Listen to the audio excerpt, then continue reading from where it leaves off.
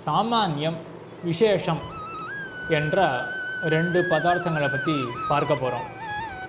சாமானியங்கிறது பொதுத்தன்மை. இன்றைக்கு இன்ட்ரெஸ்டிங்கான விஷயம்தான், கொஞ்சம் கடினமான விஷயம். இது ரெண்டுக்கும் பொதுத்தன்மையாக வேற ஒன்று இருக்கணும்.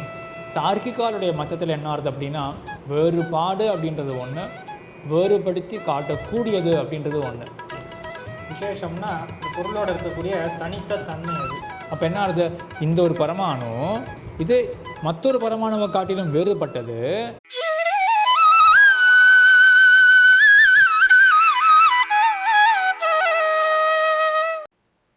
ஸ்ரீமதே ராமானுஜாய நமஹ. தர்க்க சாஸ்திரத்தில் இருக்கக்கூடிய இன்ட்ரெஸ்டிங்கான விஷயங்களை பார்த்து கொண்டு வரோம். போன எபிசோடில் அசத்காரியவாதம் என்றதை பற்றி பார்த்தோம். இப்பொழுது சாமானியம் விசேஷம் என்ற ரெண்டு பதார்த்தங்களை பற்றி பார்க்க போகிறோம். இந்த சொல்லானது சம்பிரதாய கிரந்தங்களில் கூட உண்டு. சாமானியம் விசேஷம் அப்படின்றது பரவலாக இருக்கக்கூடிய சொல் தான். சாமானியம் அப்படின்னா பொதுவான தன்மை அப்படின்னு தோன்றும். விசேஷம் என்றால் இதுக்கு தனித்துவமான ஏதோ ஒரு தனிப்பட்ட தன்மை அப்படின்னு தான் தோணும். விசேஷம் அப்படின்ற சொல்லுக்கே தனிப்பட்ட தன்மை அப்படின்னு தோணும் இல்லையா? வஸ்துதாக இதுவே தான் அர்த்தம். தர்க்கசாஸ்திரத்திலையும் சாமானியம் விசேஷம் என்று பார்க்கும் பொழுது இதுதான் பொதுவான தன்மை, தனிப்பட்ட தன்மை ஒன்று. அந்த ரெண்டு தன்மை என்ன அப்படின்றத பற்றி இப்போ கொஞ்சம் விசேஷமாக பார்க்க போகிறோம். முதல்ல சாமானியத்தை பற்றி பார்க்கலாம். அடியேன் சாமானியம்ன்றது ஒரு தனி பதார்த்தமாக தார்க்கிகால் சொல்கிறா. என்ன சுவாமி சொல்கிறாவோ? சரி, சாமானியங்கிறது பொதுத்தன்மை. இப்போ ஒரு ரெண்டு குடத்தை பார்க்குறோம். குடத்தை பார்த்த உடனே இது குடம், இது குடம் அப்படின்னு சொல்கிறோம். ஆனால் இதையும் குடம்னு சொல்கிறோம், அதையும் குடம் சொல்கிறோம்னா ரெண்டை பற்றினும் ஒரே ஒரு ஒரு ஞானம் ஏற்படுது. அது ரெண்டும் ஒரே விஷயம் அப்படிங்கிற மாதிரி பார்க்குறோம். அப்படி பார்க்கறச்சு இது ரெண்டுக்கும் பொதுத்தன்மையாக வேற ஒன்று இருக்கணும் அப்படின்னு அவன் சொல்கிறான், தார்க்கிகால் சொல்கிறான். அது என்ன அப்படிங்கிறச்சே அதை சாமானியம் அப்படின்னு சொல்கிறான். இது எல்லாமே அவன் சொல்கிற அந்த பழைய யுக்தி தான். முதல்ல பேச்சு இது ஒன்று, இது குடம்னு சொல்கிறோம், இதையும் குடம்னு சொல்கிறோம். ஆனால் இது பார்க்கறச்சு இது வேற தான். ஆனால் இதுன்னு இருக்கிறதுனால ஏதோ ஒன்று பொதுவாக ஒன்று இருக்கணும் அப்படிங்கிறது தெரியறது, அந்த அறிவு ஏற்படுறது. அது என்ன அப்படிங்கிறது அவள் சாமானியம் அப்படின்னு சொல்கிறாள். கட்டம்னு எடுத்துனா கடத்துவம் அது ஒன்று இருக்குது அப்படின்ற மாதிரி அவள் ஒத்துக்கிறாள். அது எப்படி இருக்குது அப்படின்னா ரெண்டுலேயும் சேர்ந்து ஒன்று தான் இருக்குது. இப்போ ரெண்டு குடம்னு பார்த்தோம், ரெண்டு குடத்துக்கும் சேர்ந்து ஒரு சாமானியம். அது ரெண்டுத்தையும் சேர்ந்து ஒன்று இருக்கு. அதை காட்டும் அனுவர்த்தமானமாக, அதாவது தமிழ் சொல்லணும்னா தொடர்ந்து கொண்டு வருவதாக.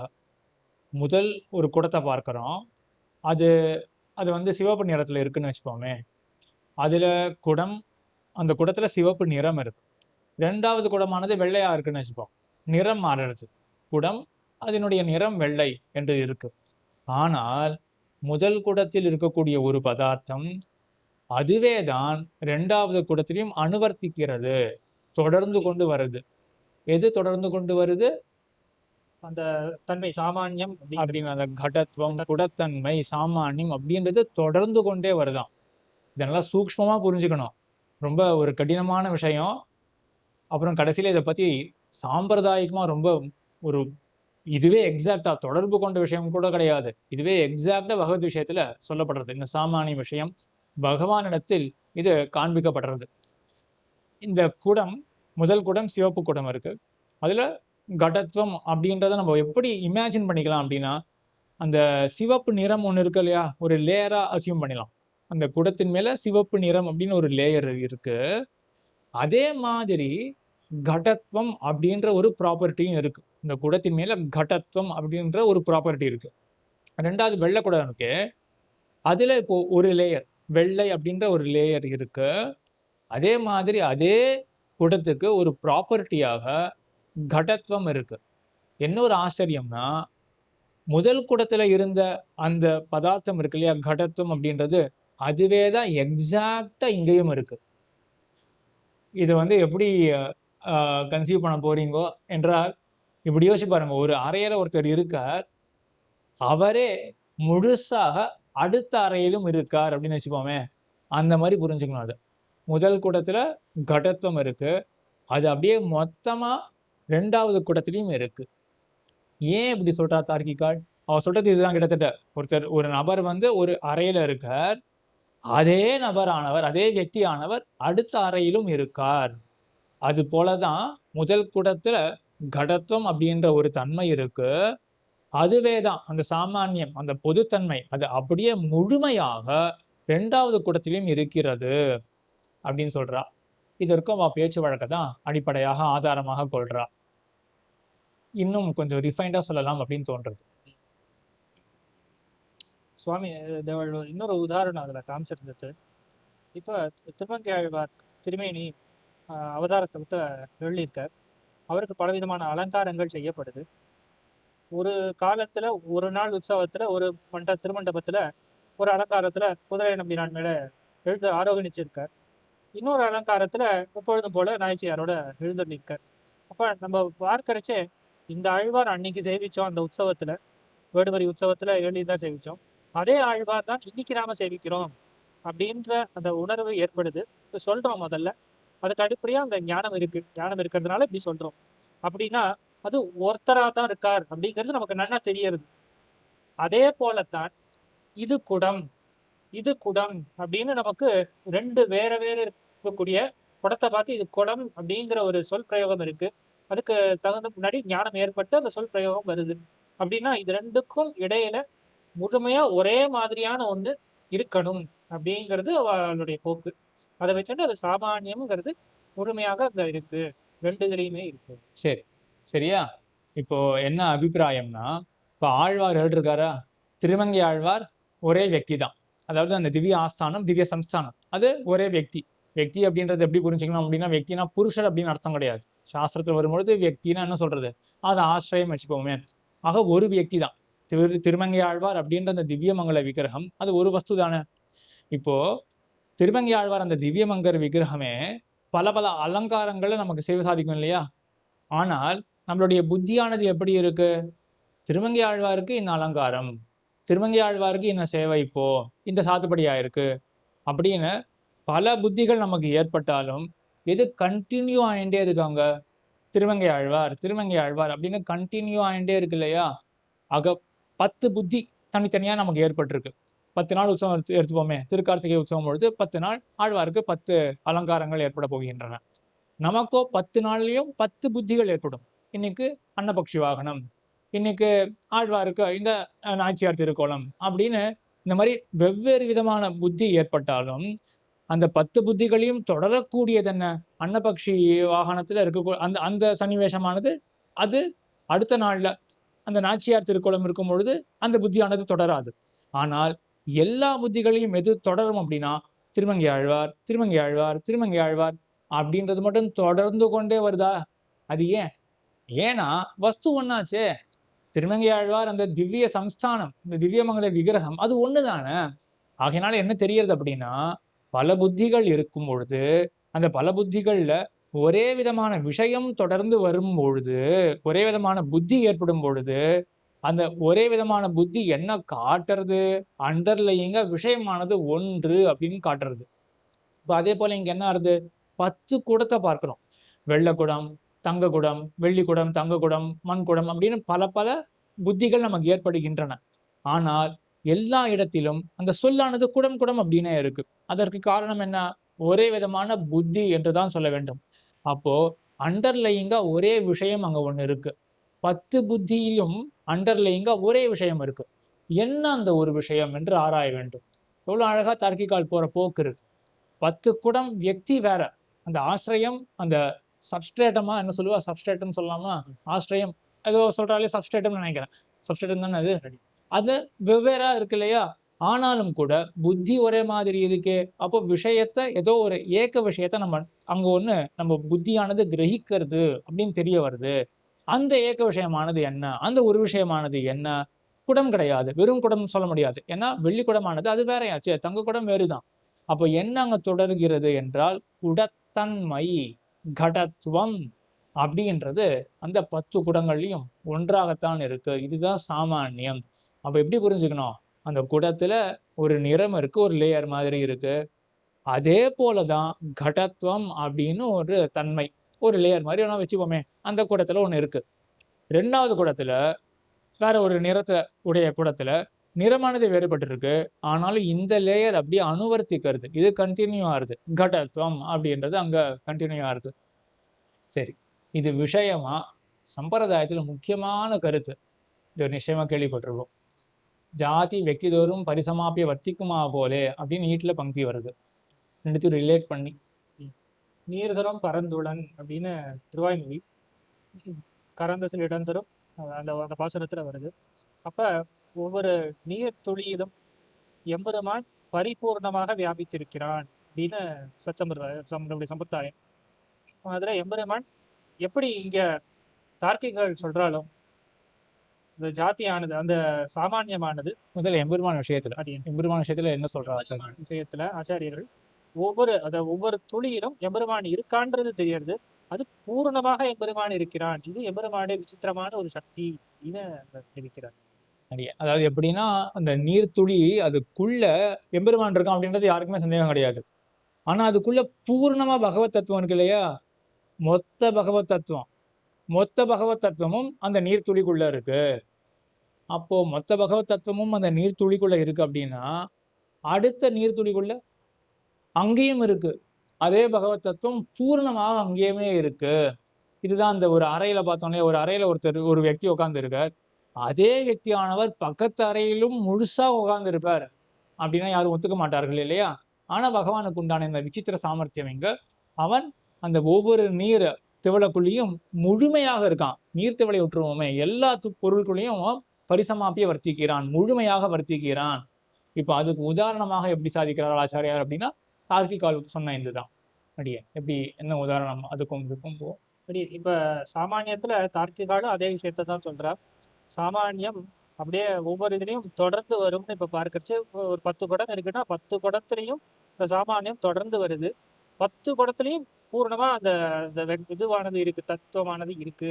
அதுதான் முக்கியம். அந்த பூரணமாகவே இருக்கு. இப்ப சாமானியம் இருக்கு அப்படின்னா 10 குடத்துல அந்த அது ஒரு உதாரணம் மட்டும் ஆச்சாரியார் சாதிப்பா.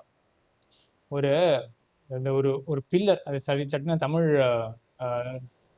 தூண் ஒரு உதரத்துக்கு உதரம் இல்லை, ஏதோ வேற ஒன்று ஒரு பங்கி வரும் அந்த மாதிரி ஒரு இதுக்கு. அதாவது என்ன சாதிப்பா அப்படின்னா, அந்த பில்லர் தூண் இருக்கு இல்லையா, அந்த ஒரு தூண் என்ன பண்ணணும்னா அதுக்கு மேல அந்த பீம் ஓடும் இல்லையா, அந்த பீம் பெருசா ஓடும்.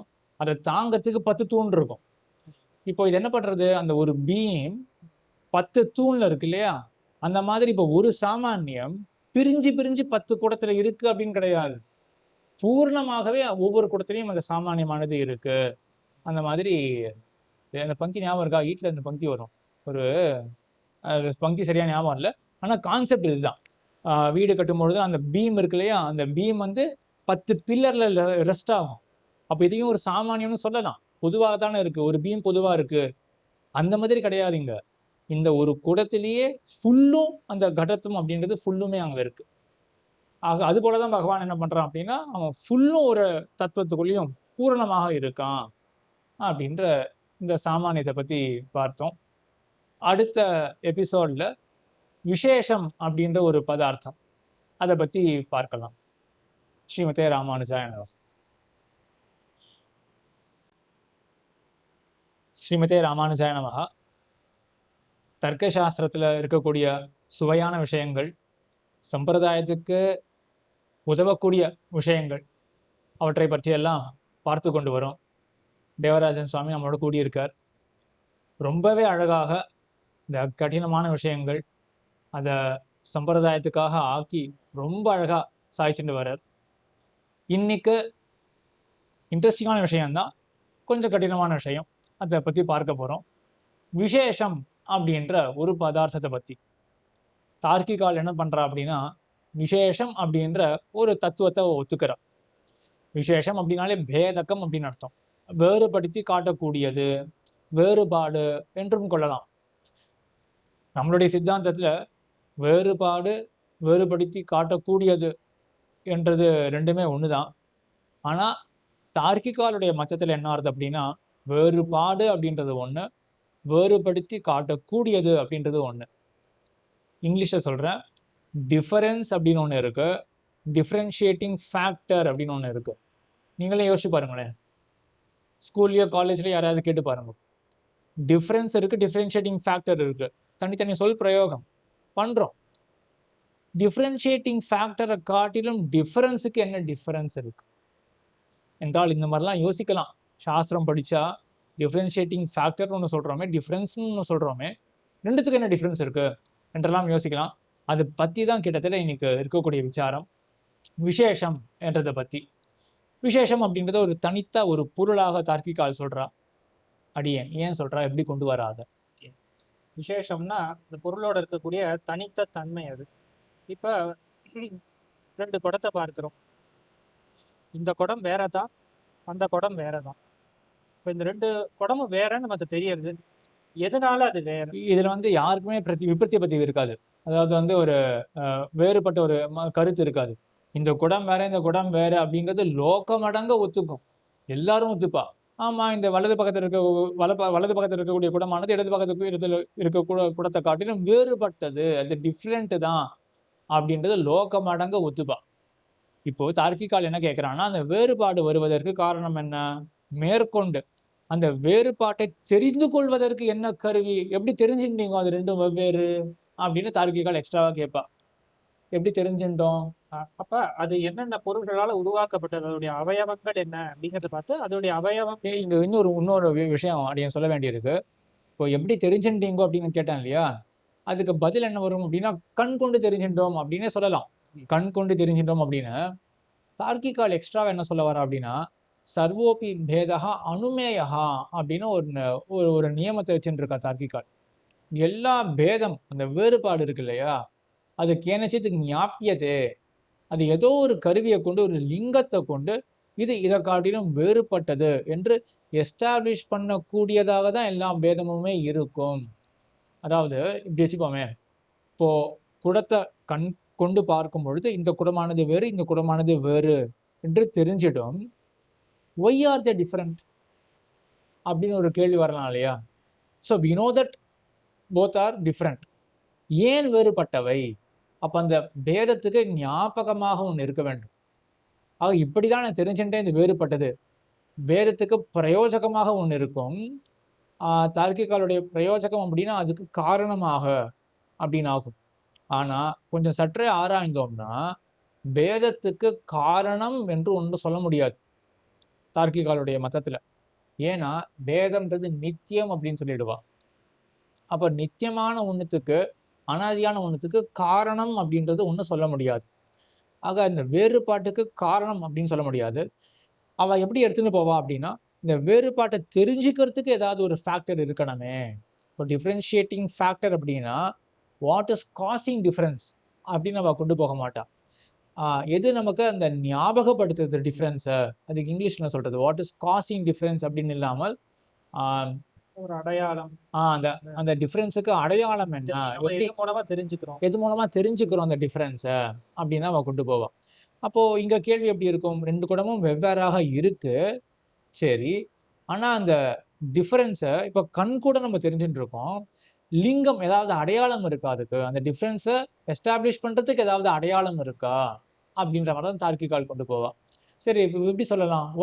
Ys is different. இந்த முதல் குடமானது 2வது குடத்தை காட்டிலும் வேறுபட்டது, எஸ்டாப்ளிஷ் பண்ணுங்கோ அப்படின்னா எப்படி எஸ்டாப்ளிஷ் பண்றது? அதை இந்த குடம் பல அவயவங்களால அது செய்யப்பட்டிருக்கு. இந்த குடம் அது வேற சில அவயவங்களால செய்யப்பட்டிருக்கு. இப்போ அவயவங்களே வேற வேற இருக்கிறதுனால இது வேற குடம், அது வேற குடம் அப்படிங்கிறத நம்ம சொல்லலாம் இல்லையா? இது தார்க்கிகால் சொல்லும்போது என்ன சொல்லுவானாமா, அயங்கடா தஸ்மாத் கடாத் பின்னா, இந்த குடமானது அந்த குடத்தை காட்டிலும் வேறுபட்டது. ஏன்? ஏதத் கபால பிரகிருதிகத்வாத் அப்படின்னு சொல்லுவான். ஏன்னா இந்த குடமானது இந்த கபாலத்தால செய்யப்பட்டிருக்கு. இந்த கபாலம் அப்படின்னா ஓடு, மண் ஓடு இருக்கு இல்லையா, அதனால தானே குடமானது ஆறுது. அந்த சிற்கள் தானே சொல்லலாம், சிற்கள், அந்த சிற்களால குடமானது ஆக்கப்பட்டிருக்கு இல்லையா.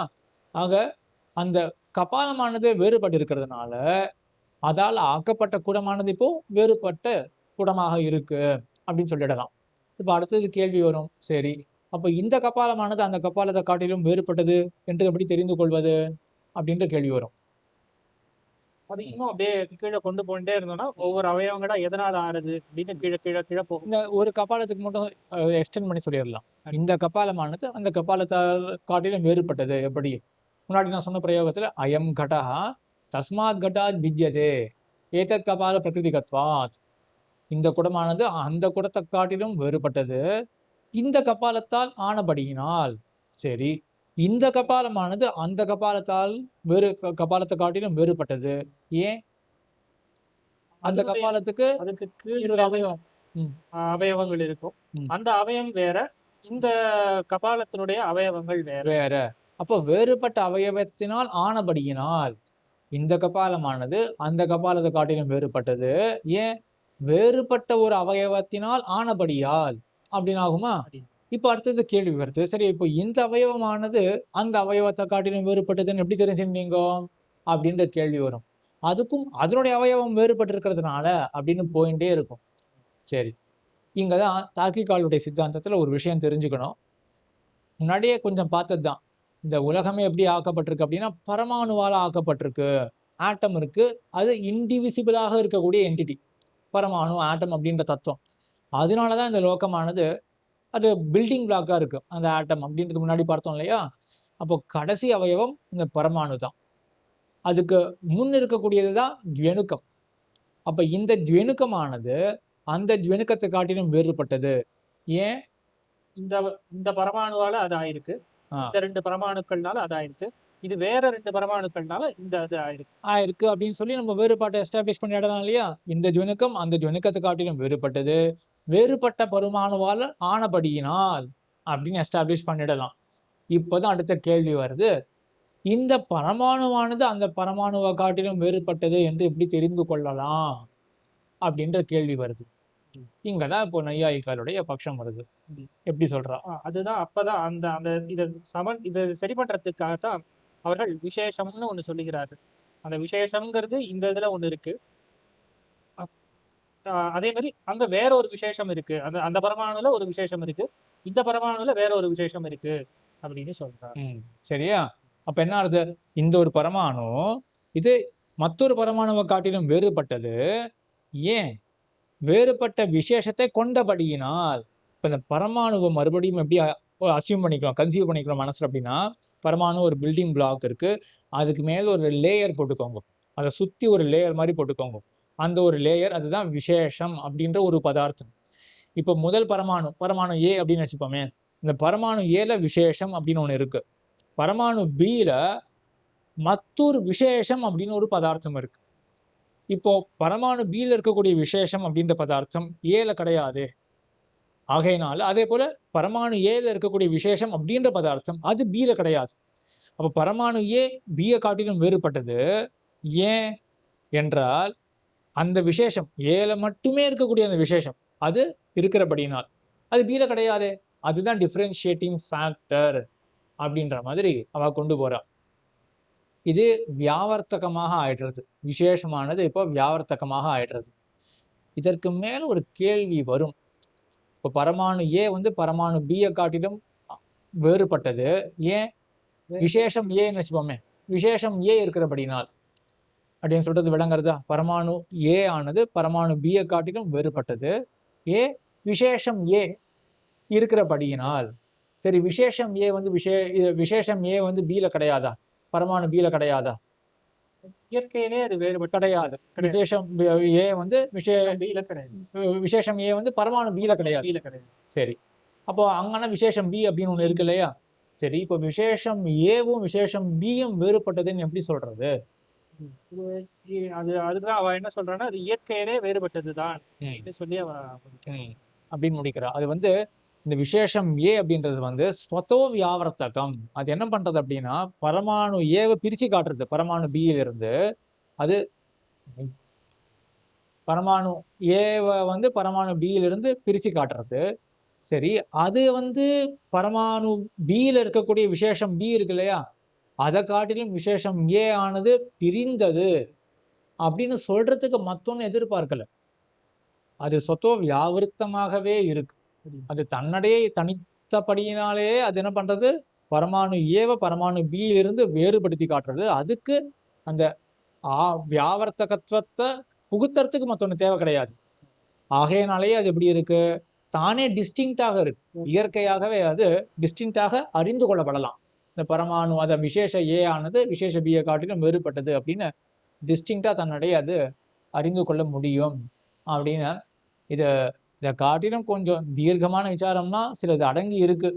ஏன் இந்த மாதிரி இந்த டிஸ்டிங்னஸை அது பரமாணு லெவல்லே கொள்ளலாமே அப்படின்னு ஒரு விசாரம் மேலே வரும். அது தினகரி, ராமருத்ரி போன்ற தார்க்கிக கிரந்தங்கள்ல விசாரிக்கப்படுற விஷயம். அது ஆனால் நமக்கு ரொம்ப தேவை இருக்காது, இன்ட்ரெஸ்டிங்காக இருக்கும், ரொம்ப தீர்க்கமாக போக வேண்டியிருக்காது, ரொம்ப நிறைய புரிய வைக்க வேண்டியதாக இருக்கும். இதுலேயே நம்ம வந்து இப்போ இந்த ஸ்வதோ வியாவர்த்தகம் அப்படின்னு ஒரு கான்செப்ட் பார்த்தோம். விசேஷ விஷயத்தில் ஸ்வதோ வியாவர்த்தகம் அப்படின்ற ஒரு கான்செப்ட் பார்த்தோம் இல்லையா. இது போலவே ஸ்வபர நிர்வாகத்துவம் அப்படின்னு ஒன்று இருக்கு. இது ஸ்ரீபாஷ்யத்தில் எம்பெருமானார் சாதிக்கிறார். ஸ்வபர நிர்வாகத்துவம் அப்படின்றது ஞான விஷயத்துல சாதிக்கிறார். ஞானம் ஸ்வபர நிர்வாகம் அப்படின்னு சாதிக்கிறார். ஞான விஷயத்துல பாட்டால் அப்படின்னு ஒரு மீமாம்சக்கால் இருக்கா இல்லையா, அவன் என்ன சொல்றா அப்படின்னா, நம்ம கூட தர்க்க விஷயத்துல இந்த பிராமாணியவாதத்துல இதை கொஞ்சம் லைட்டா பார்த்துருக்கோம். இந்த பாட்டால் சொல்லக்கூடியது என்ன அப்படின்னு அவன் சொல்றது, ஞானம் உண்டாருது, ஞானம் உண்டான ஞானம் அது இருக்கு அப்படின்றத நம்ம எப்போ தெரிஞ்சுப்போம் என்றால், ஞாத்ததா அப்படின்றதெல்லாம் சில இது பார்த்துருக்கோம். அது மேற்கொண்டு நம்ம அதில் ப்ரிப்பேர் பண்ணும்பொழுது மற்ற விஷயங்கள் எல்லாம் ஞாபகம் வந்துடும். பேசிக் க்ரக்ஸ் என்ன அப்படின்னா, கண்ணை திறந்து பார்க்குறோம், இது குடம் அப்படின்னு தெரியறது. இது குடம் அப்படின்ற ஞானம் ஏற்படுறது.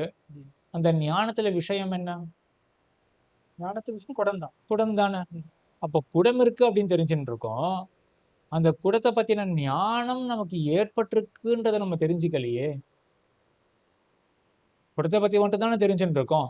அப்போ அந்த குடன் ஞானமானது எனக்கு ஏற்பட்டிருக்கு அப்படின்னு தெரிஞ்சுக்கிறதுக்கு வேற ஒரு வழி வேண்டி இருக்கு அப்படின்னு மீமாம்சகால்லாம் சொல்றான். அதுல ஒரு மீமாம்சகன் பிராபாகரன் அவன் என்ன பண்றான் அப்படின்னா, நம்ம சித்தாந்தத்தோட ஒட்டின விஷயம்தான். அவன் சொல்றது என்ன அப்படின்னா, குடம் ஞானம் ஏற்படுறது இல்லையா, அப்போவே அந்த ஞானம் என்ன பண்ணும் அப்படின்னா, குடத்தை பத்தியும் அறிவிக்கும், இந்த ஞானம் தன்னை பத்தியும் அறிவிக்கும். இதான் ஸ்வபர நிர்வாகத்துவம் அப்படின்னு சொல்லுவா. இப்போ குடம் அப்படின்ற ஒரு வஸ்து இருக்கு அப்படின்னு காட்டி கொடுக்கறது ஞானம். சரி, அந்த குடத்தை பத்தின ஞானம் ஏற்பட்டிருக்கு அப்படின்னு தெரிவிக்கணுமே, அதுக்கு மற்றொரு ஞானம் தேவை கிடையாது. அந்த ஞானமே போதும். அதான் ஸ்வயம் பிரகாஷ வஸ்து அப்படின்னு சொல்லுவான் ஞானத்தை. ஆக இப்ப இங்க என்ன ஆகுது, ஸ்வபர நிர்வாகத்துவம் அப்படின்ற ஒரு தன்மை ஞானத்துக்கு இருக்கு. மத்தொன்னு இருக்கு அப்படின்னு அது விஷயம்ன்று காட்டும், அதுல விஷயத்துவத்தை கொண்டு போய் சேர்க்கும். தன்னிடத்திலும் அது ஸ்வயம் பிரகாசமாகவே இருக்கும் என்றபடினால ஸ்வபர நிர்வாகத்துவம் ஸ்வயம் பிரகாசமாக இருக்கக்கூடியது. அது விஷயமாகவும் இருக்கக்கூடியது ஞானமானது. இப்போ அத்தோட இது ரிலேட்டபிளா இருக்கு இந்த விசேஷம் அப்படின்றது. மத்தொன்னையும் பிரிச்சு காட்டுறது, தானும் பிரிந்தே இருக்கு அப்படின்னு. ஆக என்ன தெரிஞ்சுக்கலாம், ஸ்ரீபாஷ்யத்துல வருது இது. ஜிக்ஞாசாதிகரணம் மகா சித்தாந்தத்துல வரக்கூடிய மகா பூர்வபக்ஷத்துல வரக்கூடிய விஷயம் இது. என்ன அப்படின்னா, அந்த ஞானத்துக்கு வந்து சுபர நிர்வாகத்துவம் உண்டு அப்படின்னு. அந்த மாதிரி அம்சங்கள்லாம் புரிஞ்சிக்க வேண்டும் அப்படின்னா, சாஸ்திரக்காரெல்லாம் எப்படி அனலைஸ் பண்றா அப்படின்றத மனசுல வாங்கிக்கணும் இல்லையா. அதுக்காக தான் இந்த சாஸ்திர பரிச்சயமானது ரொம்பவே பயன்படும். சுவாமி வந்து இப்போ நல்லபடியா உபன்யாசங்கள் நல்லா பண்ணிட்டு இருக்கார். மேலும் சம்பிரதாயத்துல ஆழமா படிக்க போறார். சுவாமியே ரியலைஸ் பண்ணுவார், இந்த சாஸ்திரம் இந்த பரிச்சயம் ஏற்பட்டிருக்கிறதுனால மேற்கொண்டு ஸ்ரீபாஷாதி கிரந்தங்கள்ல ஆழமா படிக்கும் பொழுது இதெல்லாம் எத்தனை பயன்படும் அப்படின்றத நான் இப்பவே சொல்றேன், கேரண்டி கொடுத்துடுறேன். அவ்வளோ வந்து இந்த ஸ்ரீபாஷாதி கிரந்தங்கள் சேவிக்கிறதுக்கு இதெல்லாம் பயன்படும். மேலே ஸ்ரீபாஷம் சேவிச்சு அதே நமக்கு பெரிய ஒரு புருஷார்த்தமாக இருக்க போறது கிடையாது. கடைசியில் அண்ணாப்பாங்கருடைய ஸ்ரீசுக்திகள், ஸ்ரீவசன பூஷண வியாக்கியானத்துக்கு உண்டான அரும்பத உரைகள், அதை படிச்சு அதை சேவிச்சு அதுலேருந்து நல்ல போதம் வரும் பொழுதுதான் அதான் சாட்சாத் நமக்கு வந்து அதுதான் சாட்சாத் புருஷார்த்தமாக இருக்க போறது. அங்கேயும் இந்த சாஸ்திர விஷயங்கள்லாம் நேரடியே பயன்படும் என்றதுல எந்த விதமான ஐயமும் கிடையாது. ஆக சம்பிரதாய விஷயங்கள்ல நல்ல ஆழமாக படிக்க வேண்டும். அதற்கு சுவாமி வந்து பெரிய இன்ஸ்பிரேஷனா இருப்பார். வேலை பண்ணிட்டு இருக்கும் பொழுது நல்ல ஆழமாக கற்கலாம் என்றதற்கு கைங்கரியத்தோட கூடவே சேர்த்து சொல்றேன். வெறும் கைங்கரியத்தை விட்டுட்டு இந்த மாதிரி படிக்கிறது அப்படின்றது கூட கிடையாது.